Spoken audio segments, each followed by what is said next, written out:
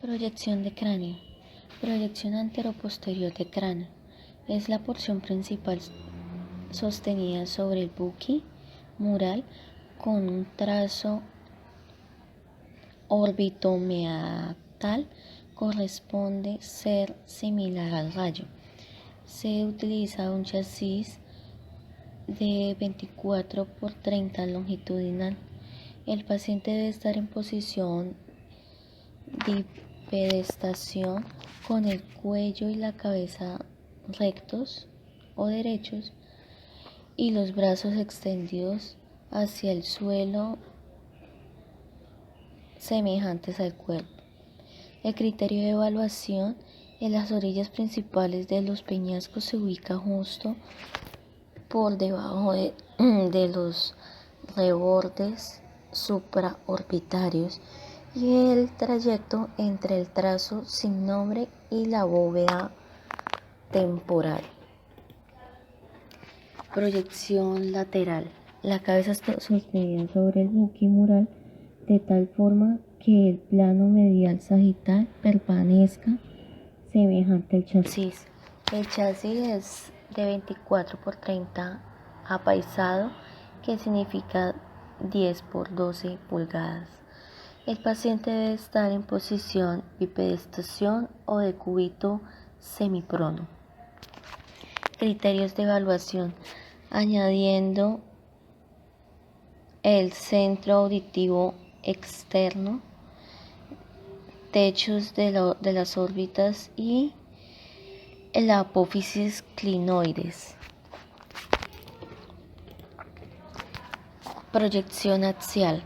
Cabeza sostenida sobre el buqui de mesa, con un chasis de 24 por 30 longitudinal, o sea que es de 10 por 12 pulgadas. El paciente debe posicionarse en decúbito supino con el cuello y barbilla en hiperextensión hasta que el trazo orbitomeatal sea en un ángulo recto a la mesa. Criterios de evaluación: los peñascos se encuentran alejados, el macizo facial y el dorso de la silla turca se visualiza al eje del agujero occipital. Proyecciones de cráneo. Proyección anteroposterior. Sobre la porción principal que está sostenida el buqui con un chasis de 24 por 30 longitudinal, o sea que es un 10 por 12. El paciente debe estar en posición bipedestación y el criterio de evaluación es con las orillas principales de los peñascos que se ubican justo por debajo de los rebordes supraorbitarios.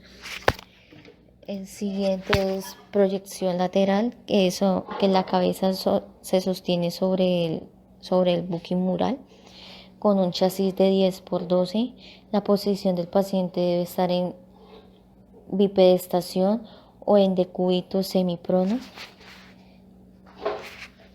Criterios de evaluación: añadido al centro auditivo externo para poder visualizar la apófisis clinoides.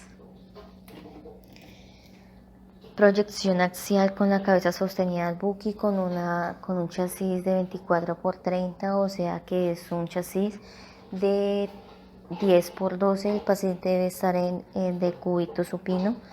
Criterios de evaluación: el paciente se va a reflejar en los peñascos que se encuentran alejados del maxilofacial y el dorso de la silla turca.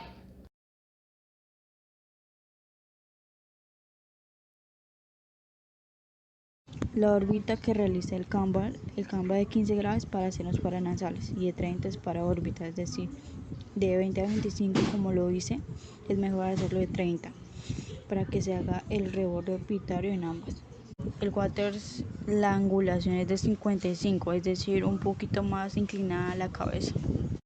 Para algo psicomático se coloca al paciente boca arriba y hacemos una ligera inclinación hacia un lado de tal forma que la línea infraorbital mediática también sea perpendicular al rayo.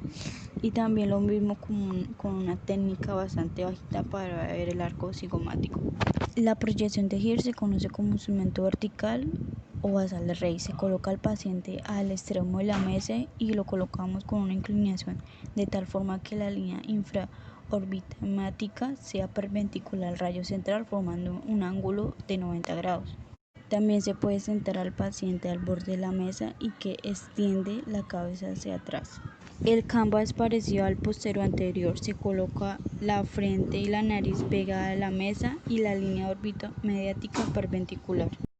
Cordial saludo, mi nombre es Estefanía Montoya Restrepo y les voy a hablar de los estudios radiológicos de cara. La proyección de senos de Waters. Se usa un chasis de 24 por 30 longitudinal. El rayo central es en la línea medio sagital al nivel de la protuberancia externa del occipital en posición en bipedestación. El diagnóstico esconde fracturas, tumores, cuerpos extraños, infecciones o cambios en la estructura ósea.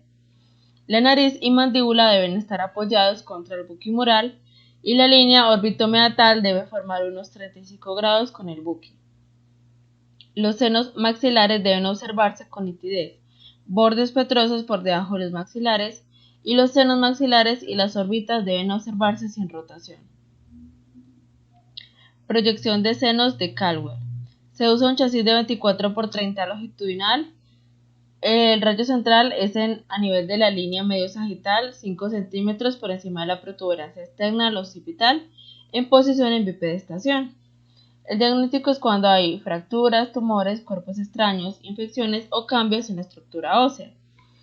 La nariz y frente deben estar apoyadas contra el buque mural y la línea órbito-meatal debe formar 0 grados con el buque. Los senos frontales deben observarse sin rotación, y esto se comprueba en la simetría de las órbitas. Deben observarse las celdas etmoidales anteriores por debajo de los senos frontales y a ambos lados de las fosas nasales. Gracias. Cordial saludo, mi nombre es Tatiana Piragauta y les voy a hablar sobre las proyecciones de cara y cráneo. Encontramos una proyección anteroposterior de Caldwell. Para esta proyección se envía cuando el paciente ingresa al servicio por posible trauma en la cara.